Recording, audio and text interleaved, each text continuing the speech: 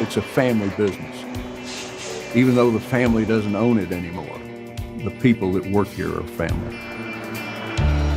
Every summer, my brothers and I would ride with my father. We would work with him in the summertime in the moving business. And it was a thrill for us, where it may be a headache for others. We were excited to move furniture. Never say no. There was always a way to get it done. There was always help to get it done. Just ask. It feels like a family business, and some of that has to go back to the fact that we're all employee owners. So we are kind of a big family in a way. Everybody has some stake in the success of the business. We've taken numerous young people, brought them out of high school or whatever, and put them in the truck with a helper or put them in the shop with a lead mechanic and changed their lives.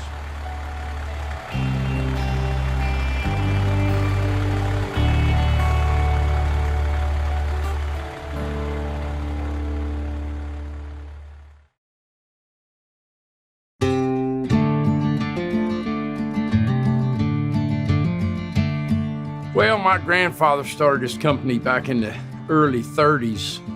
Back in that day, if you wanted to move your goods across the country, you did it by rail.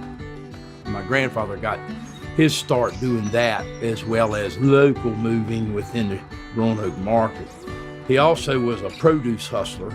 Those are the two basics of where the business started. My father grew up doing that with his father.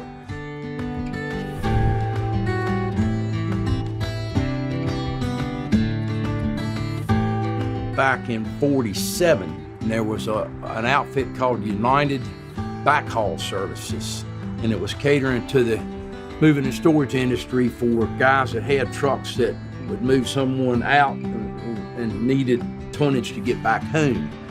So they started a backhaul service, and 12 guys got together and formed United Van Lines.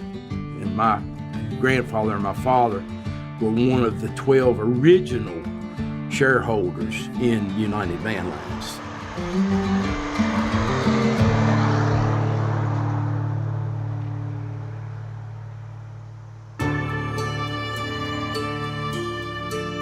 In 1955, General Electric decided to build a plant in Salem, Virginia, and they transferred 305 people from Schenectady, New York to Salem, and my dad got very active in trying to compete for that business.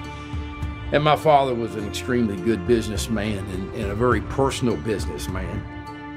But anyway, the man decided to give 3 or 4 moves each and kind of test the waters and see. So when that was taking place up in Schenectady, my father went up there and stayed the week while the work was going on, and the man that had given him that business fell ill with heart attack, and he was in the hospital up there, but my father was up there with his people doing these moves and watching it over, and so he'd go to the hospital and visit Mr. Schilling. Mr. Schilling, when it was all said and done, called my father up and said, "I want you to have all these moves." And my father said, "Well, what about your neighbor? You had told me you were going to have to get your neighbor to move you." And Mr. Schilling told my father, "Well, you know, I was in hospital for 10 days and my neighbor never came to see me. And you came to see me 5 nights in a row."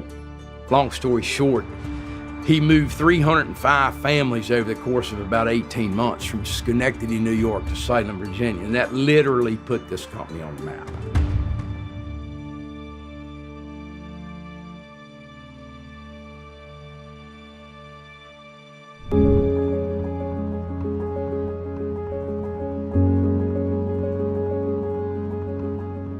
I knew Mr. Lawrence.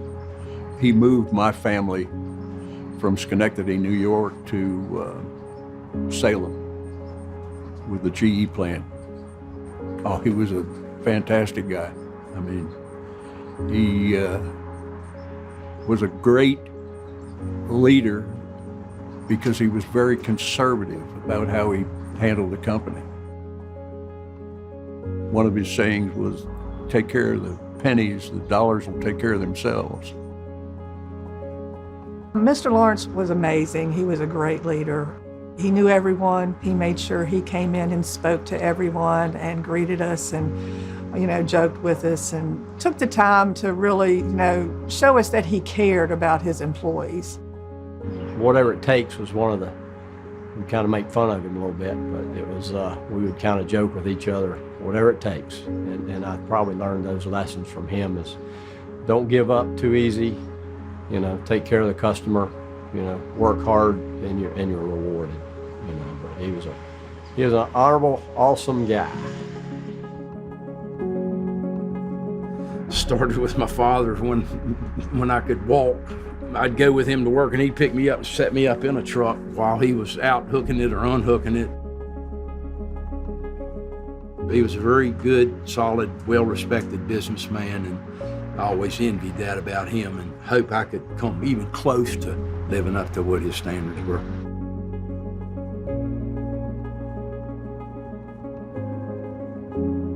I actually went to high school with Chip. Grew up with him from the 8th grade on. He's the same guy whether we're, at home cutting a load of firewood or whether we're carrying stuff up and down the steps. It's go, go, go, let's get it done. He's gonna outwork everybody here. His work ethic is very contagious. Chip's old school. He says what he does and does what he says. He's upfront, he's honest, he tells you what he expects, what he wants, and he kind of lets you take the idea and run with it. He wouldn't ask anybody to do something that he wouldn't do. He was not afraid to roll up underneath the truck and come out covered black and dirty, and it's hard to teach somebody that. It's more of like you show them that and hope that stuff rubs off on them. Chip would be out there on the truck and driving the trucks and loading and helping any way he can with doing that. So he was very passionate about this business as well.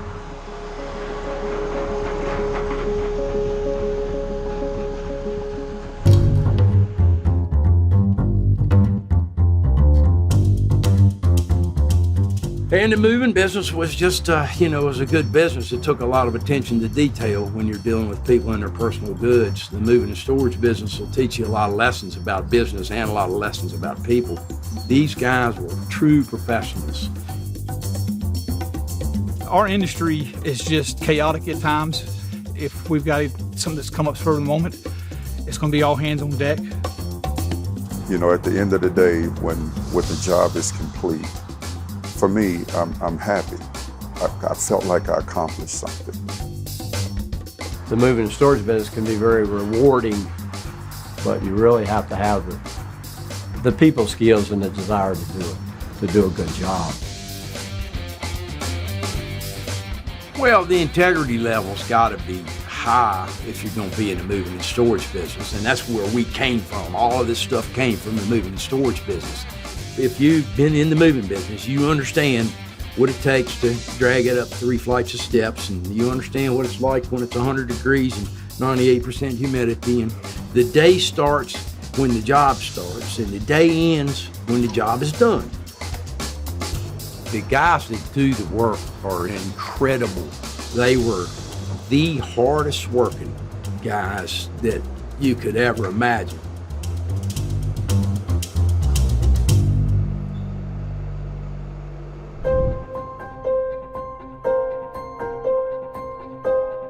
The moving business, you did so much of your work from Memorial Day to Labor Day. We would probably do close to 70% of our total revenues in that period when people were out of school.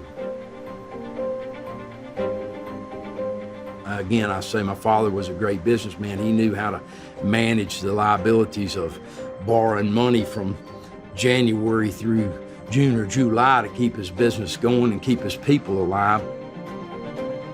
After going in business for myself and trying to learn how to manage cash flow, when I came back into the business, I did not like that model.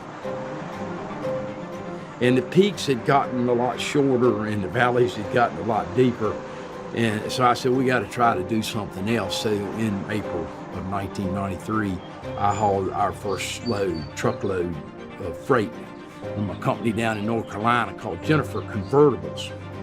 And we hauled overstuffed furniture, couches, chairs, recliners, and that type of thing into the Northeast. And that business took off quick. We got baptized by fire with it.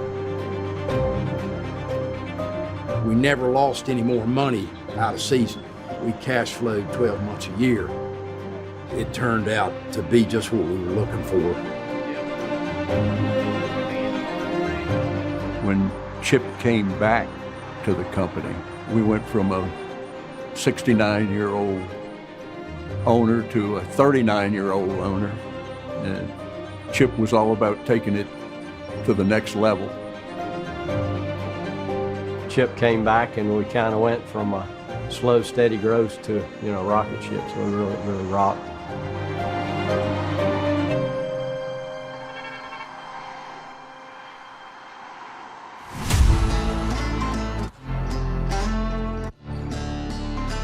We had a good household goods contract, Yokohama Rubber. There wasn't a whole lot of moves, but it was probably 10, 12 moves a year. But every now and then he would call desperate for a load of freight to be hauled into the Northeast most of the time. Somebody had let him down and we always filled the bill. Well, he called me one day and said, I want to offer you the opportunity of a lifetime. And I said, okay. He said, I want to give you all of our business out of Salem. And there were about 45 loads a day coming out of Salem. So I had to come up with 100 trailers and 30 trucks and 30 drivers in 90 days. Anyhow, that was kind of the birth of the truckload freight business. It was a very, very, very successful program. One of the other reasons that I thought the truckload freight business was a good fit for us to diversify away from the moving business a little bit was we had a group of older household goods drivers that were getting physically incapable of continuing to do that work. So we populated our first bunch of freight trucks with ex-household goods drivers. And the guys always had a uniform on. If they told you they were going to be there at 8 o'clock, they were there at 7:45. It was just so far superior a service than the average freight customer was accustomed to that it made a big difference. The moving and storage business has populated the thought process throughout this whole company. You gotta have a pretty high set of standards if you're gonna play this game.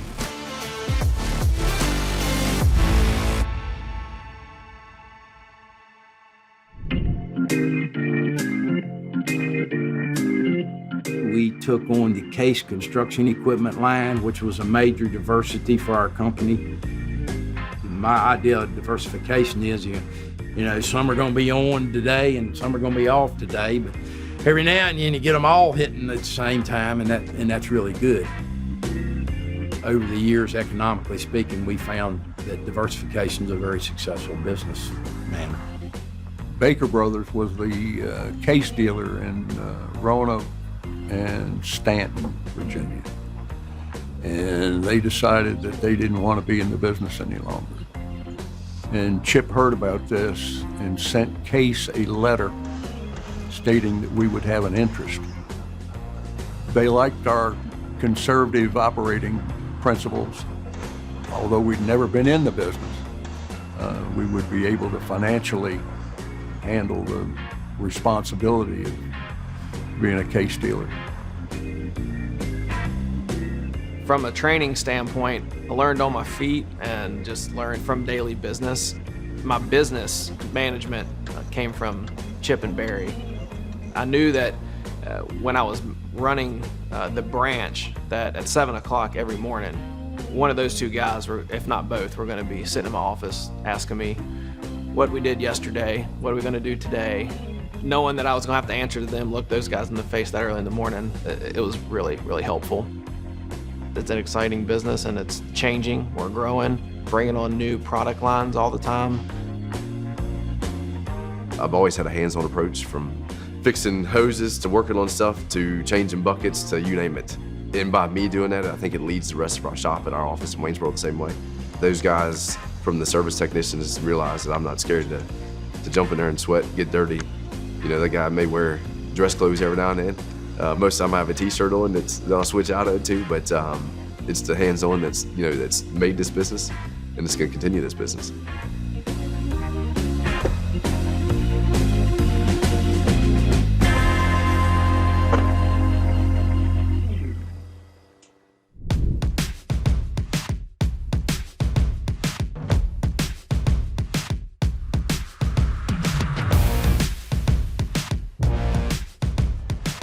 For someone, whether they have a degree or don't have a degree, you can find your way to a better life, and it's up to you.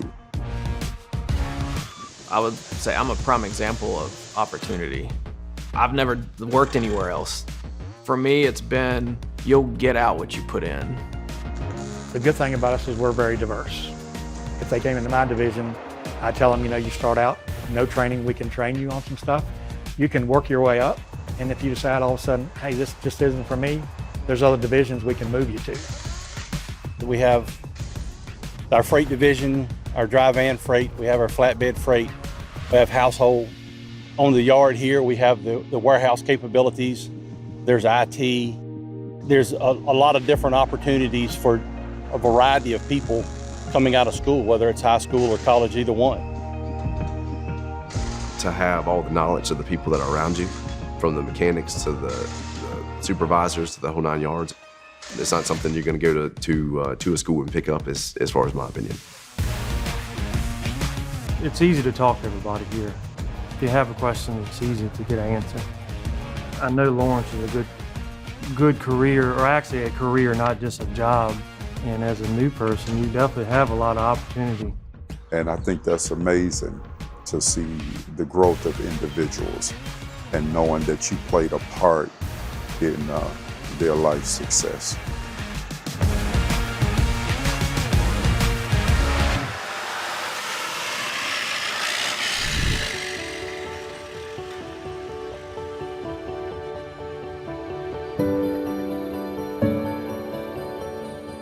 If you got a vested interest in what you're doing, you care more. This is an incredible gift that the Lawrences gave the employees. I mean, incredible. I think that they felt like it was the best way to keep the employees together and keep the company moving forward. The idea that someone's willing to give part of the profit of the company, and I know it's to everybody, but to me, is just huge. With the ESOP and knowing that you are an owner of the company, what you do affects the success of your company. I think from just the way the daily decisions are made, people run it as if it is their business.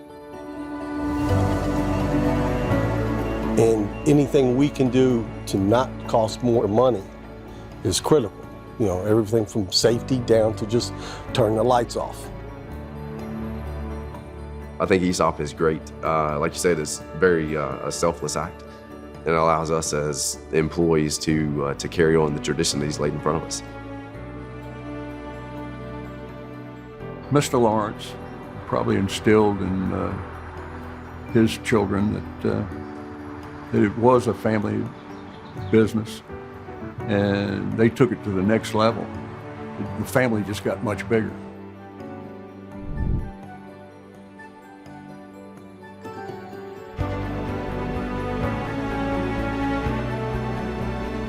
I really enjoy the people that I work with. That doesn't happen a lot in companies. Some people just treat you like a name or a number, but for me, it felt like I have some sort of value. So it's easy for me to do my job because of the love that I have for the brand and for the people. For me, probably the one is integrity. You know, I can't control everything, but I can control what I'm gonna tell you and what I'm gonna do. You have to be passionate about your job to enjoy what you do. Make sure you do the best that you can do for your company. Tenacity. I don't think we can go from a one location store to a 5-location business in the time period that we have without a group of people with some tenacity. My proudest moment are the people of this company. I couldn't have done any of this without them. Yeah, it's been my life, We always say that family comes first. I'd have a hard time probably having to convince people that this family didn't come first.